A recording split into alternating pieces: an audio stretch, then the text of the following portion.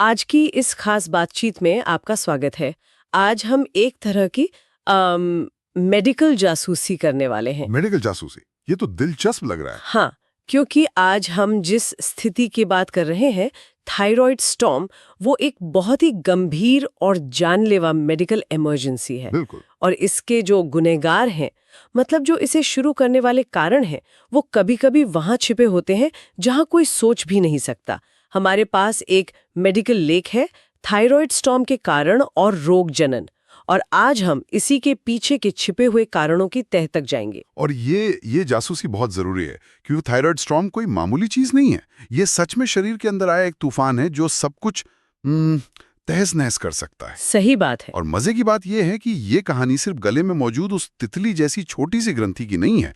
ये कहानी है कि हमारा पूरा शरीर एक दूसरे से कैसे जुड़ा हुआ है, कि कैसे एक जगह की हलचल दूसरी जगह भूचाल ला सकती है। बिल्कुल। जब मैंने इन कारणों की लिस्ट देखी तो मैं सच में हैरान रह गई। कुछ तो समझ में आते हैं, पर कुछ तो ऐसे हैं कि यकीन करना मुश्किल है। तो चलिए इस रहस्य से परत दर परत पर्दा उठाते हैं। बिल्कुल, शुरू करते हैं। तो सबसे पहले सबसे आम संदिग्धों से शुरू करते हैं, मतलब वो कारण जो सीधे सीधे थायराइड से जुड़े हैं। हाँ, जो सबसे स्पष्ट हैं। लिस्ट में सबसे पहली चीज है एंटी थायराइड दवा का अचानक बंद हो जाना। ये तो सुनने में ही काफी मतलब गड़बड़ लगता है, जैसे कोई तेज रफ्तार गाड़ी के ब्रेक अचानक हटा दे। वाह, क्या बढ़िया मिसाल दी है आपने।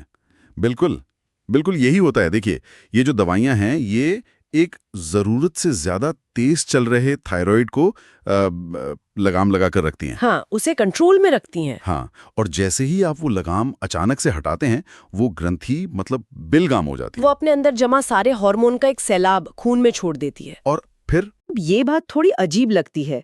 मतलब जो इलाज हम समस्या को ठीक करने के लिए कर रहे हैं, वही एक और बड़ी इमरजेंसी की वजह बन सकता है। यहीं पर तो ये कहानी और दिलचस्प हो जाती है। ये चिकित्सा की एक पहेली जैसी है ना? हाँ, बिल्कुल। सोचिए, सर्जरी के दौरान जब डॉक्टर थायराइड ग्रंथि को काटते या हटाते हैं, तो उस प्रक्रिया में उसे हिलाना डुलाना पड़ता है। अच्छा। अगर वो ग्रंथि पहले से ही हार्मोन से लबालब भरी हुई है, तो ये ऐसा है जैसे किसी पानी से भरे गुब्बारे को दबा दिया जाए। तो सारा पानी एक साथ बाहर, मतलब सारे हार्मोन्स एक साथ खून में चले जाते हैं। एकदम। तो ये एक तरह का मैकेनिकल रिलीज है। सर्जन को बहुत ध्यान से काम करना होता है, वरना वो अनजाने में वो हार्मोन का गुब्बारा फोड़ सकते हैं। ठीक है, ये तो समझ आया। पर रेडियो आयोडीन थेरेपी का क्या?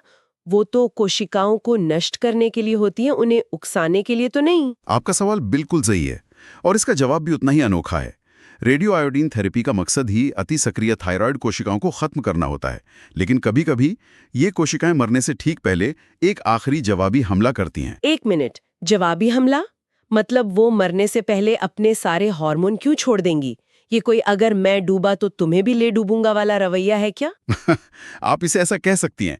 ये एक तरह की डेथ थ्रो या अंतिम प्रतिक्रिया होती है। ये बहुत आम नहीं है, पर इसकी संभावना रहती है। अच्छा। इसीलिए इन दोनों ही प्रक्रियाओं के दौरान और बाद में मरीज की बहुत कड़ी निगरानी की जाती है, ताकि अगर ऐसा कोई तूफान उठे तो उसे तुरंत संभाला जा सके। तो पहली हिस्से से ये साफ है कि थायराइड के साथ सीधी छेड़छाड़, चाहे वो दवा रोककर हो या इलाज के दौरान, एक बड़े खतरे को न्योता दे सकती है।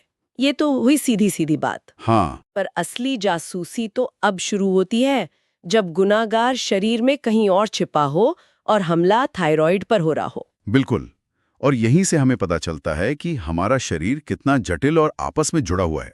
लेख में कई गंभीर बीमारियों की एक लंबी सूची है, जैसे कोविड-19 समेत कोई भी गंभीर संक्रमण, डायबिटिक केटोएसिडोसिस, जो कि डायबिटीज की एक इमरजेंसी है। हाँ, फिर दिल का दौरा और स्ट्रोक। ये तो अपने आप में ही बड़ी बड़ी मेडिकल इमरजेंसी है। ये थायराइड स्टॉर्म को कैसे भड़का सकती हैं? आपने जो शब्द इस्तेमाल किया इमरजेंसी, वही इसका जवाब है। ये सभी हालतें शरीर पर एक इमरजेंसी डालती हैं, जबरदस्त शारीरिक तनाव डालती हैं। कल्पना कीजिए कि शरीर एक किला है और इनमें से कोई भी घटना उस किले पर एक बड़े हमले की तरह है। अच्छा। इस हमले के दौरान शरीर का पूरा रक्षा तंत्र, मतलब एड्रेनलिन जैसे स्ट्रेस हार्मोन्स, सब सक्रिय हो जाते हैं। शरीर फाइट या फ्लाइट मोड में चला जाता है। तो क्या इसका मतलब ये है कि संक्रमण या दिल का दौरा थायराइड की समस्या पैदा कर रहा है, या कुछ और हो रहा है? या ये बहुत ही जरूरी सवाल है, ये बीमारियां थायराइड की समस्या पैदा नहीं कर रही, ये पहले से मौजूद, छिपी हुई या नियंत्रण में रखी गई समस्या को उजागर कर रही हैं। उसे सामने ला रहे हैं। हाँ, बिल्कुल। ये उस शांत बैठे सुप्त ज्वालामुखी को जगाने जैसा है। शरीर का जो स्ट्रेस रिस्पॉन्स है, वो थायराइड ग्रंथि को भी संदेश भेजता है कि और ज्यादा काम करो, हमें ऊर्जा चाहिए। और अगर ग्रंथि पहले से ही अति सक्रिय है तो ये संदेश उसे खतरनाक स्तर तक काम करने पर मजबूर कर देता है और नतीजा होता है एक स्टॉर्म। इसी लिस्ट में ट्रॉमा यानी गहरी चोट, जलना और गैर थायराइड सर्जरी भी है। मतलब किसी एक्सीडेंट में लगी चोट या किसी और अंग की सर्जरी भी इसका कारण बन सकती है। हाँ, ये तो कमाल की बात है। मतलब घुटने की सर्जरी चल रही है और तूफान गले में आ सकता है। बिल्कुल। शरीर के लिए एक बड़ी कार दुर्घटना, त्वचा का बुरी तरह जलना या पेट की एक बड़ी सर्जरी में कोई खास फर्क नहीं है। इन सब पर वो एक जैसी तीव्र तनाव प्रतिक्रिया देता है। मतलब स्ट्रेस हार्मोन का सैलाब आता है। हाँ, शरीर में सूजन बढ़ती है और सभी सिस्टम हाई अलर्ट पर चले जाते हैं। ये दिखाता है कि एक जगह लगी चोट की गूंज पूरे शरीर में सुनाई देती है और थायराइड ग्रंथि इस गूंज के प्रति बहुत संवेदनशील होती है। तो इसका मतलब ये हुआ कि थायराइड ग्रंथि शरीर की ड्रामा क्वीन की तरह है। मतलब शरीर में कहीं भी कोई बड़ी गड़बड़ हो, ये सबसे पहले और सबसे ज्यादा रिएक्ट करती है। आपकी ये उपमा काफी हद तक सही है। ये शरीर के तनाव का एक बैरोमीटर है। जब भी शरीर पर दबाव बढ़ता है, इस बैरोमीटर की सुई खतरनाक निशान की तरफ भागने लगती है। ठीक है, तो हमने देखा कि शरीर पर बाहरी तनाव इसे कैसे भड़का सकता है। पर जो बात मुझे इन स्रोतों में सबसे ज्यादा चौंका रही है, वो ये है कि कभी-कभी डॉक्टर खुद जो इलाज या जांच कर रहे होते हैं, वही इस तूफान की वजह बन जाता है। हाँ, ये विडंबना है। जैसे कि सूची में लिखा है, आयोडीन युक्त कॉन्ट्रास्ट माध्यम का हालिया उपयोग। ये वही डाई है जो सीटी स्कैन जैसी जांचों में इस्तेमाल होती है ना? जी बिल्कुल। और इसका सीधा संबंध है आयोडीन से, जो थायराइड हार्मोन बनाने का कच्चा माल है। ज्यादातर लोगों में जब शरीर में अचानक बहुत सारा आयोडीन आता है, तो थायराइड ग्रंथि एक सुरक्षा तंत्र के तौर पर कुछ समय के लिए हार्मोन बनाना बंद कर देती है। अच्छा, एक सेफ्टी मैकेनिज्म की तरह। हाँ, लेकिन कुछ खास तरह की अति सक्रिय थायराइड स्थितियों में इसका ठीक उल्टा होता है। उल्टा मतलब कैसे?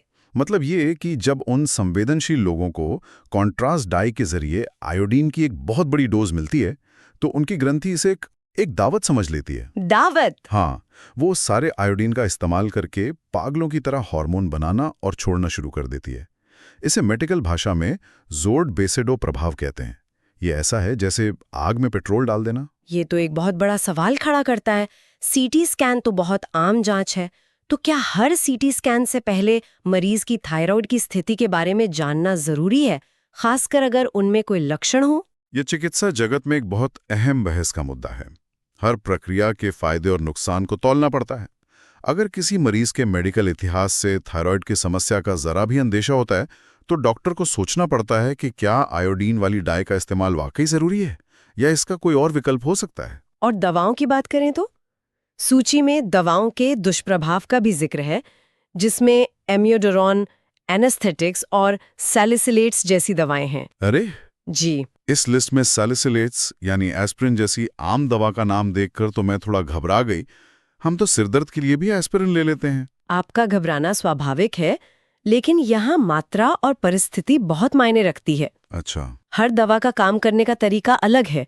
जैसे एम्योडोरॉन जो दिल की धड़कन को नियंत्रित करती है, उसकी बनावट थायराइड हार्मोन से मिलती जुलती है और उसमें आयोडीन भी बहुत होता है, तो वो सीधी सीधे थायराइड के काम में दखल देती है। और एनेस्थेटिक्स यानी बेहोशी की दवाएं, वो शरीर पे एक तरह का शारीरिक तनाव डालती हैं, जैसा हमने पहले संक्रमण और चोट के मामले में बात की थी। अच्छा, वही स्ट्रेस वाला मैकेनिज्म। हाँ, और रही बात सैलिसिलेट्स यानी एस्पिरिन की, तो सिर दर्द के लिए ली गई एक दो गोली से ये खतरा नहीं होता, लेकिन जब इसकी बहुत ज्यादा खुराक ली जाती है तो ये खून में मौजूद थायराइड हार्मोन को उन प्रोटीन से छुड़ा देती हैं जिनसे वो बंधे होते हैं। तो इससे क्या होता है? इससे खून में फ्री या सक्रिय हार्मोन का स्तर अचानक बढ़ जाता है, जो स्टॉर्म को भड़का सकता है। तो ये सिर्फ दवा का मामला नहीं, बल्कि ये इस पर निर्भर करता है कि वो दवा शरीर में कैसे काम करती है, कितनी मात्रा में ली गई है और मरीज की पहले से मौजूद स्थिति क्या है। एकदम सही।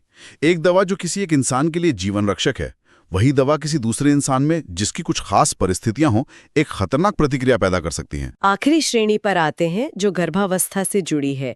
ये अपने आप में एक बहुत ही खास शारीरिक स्थिति है।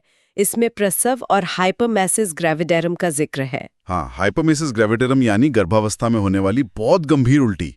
तो पहले प्रसव की बात करते हैं। वो कैसे कारण बन सकता है? देखिए, गर्भावस्था शरीर में बड़े हार्मोनल बदलाव और तनाव का समय होता ही है, लेकिन खासतौर पर प्रसव यानी बच्चे के जन्म की प्रक्रिया अपने आप में एक बहुत बड़ा शारीरिक और भावनात्मक तनाव है। हाँ, वो तो है। तो जिन महिलाओं को पहले से थायराइड की कोई समस्या, खासकर ग्रेव्स रोग जैसी स्थिति हो, उनके लिए ये घटना उस सोए हुए ज्वालामुखी को जगाने का काम कर सकती है। और हाइपरमेसिस ग्रेविडेरम मतलब सुबह की उल्टियां इतनी गंभीर हो सकती हैं कि वो थायराइड स्टॉर्म को बुलावा दे दें। यहाँ पर एक खास हार्मोन की भूमिका है जिसे ह्यूमन कोरियोनिक गोनाडोट्रोपिन यानी HCG कहते हैं। अच्छा, HCG। काफी हद तक थायराइड उत्तेजक हार्मोन TSH जैसी होती है। तो ये उसकी नकल करता है। हाँ, तो ये HCG TSH की नकल करके थायराइड ग्रंथि को जरूरत से ज्यादा उत्तेजित कर सकता है, और अगर महिला पहले से ही संवेदनशील है तो ये भी एक कारण बन सकता है। वाह, तो हमने 4 अलग-अलग श्रेणियों को देखा।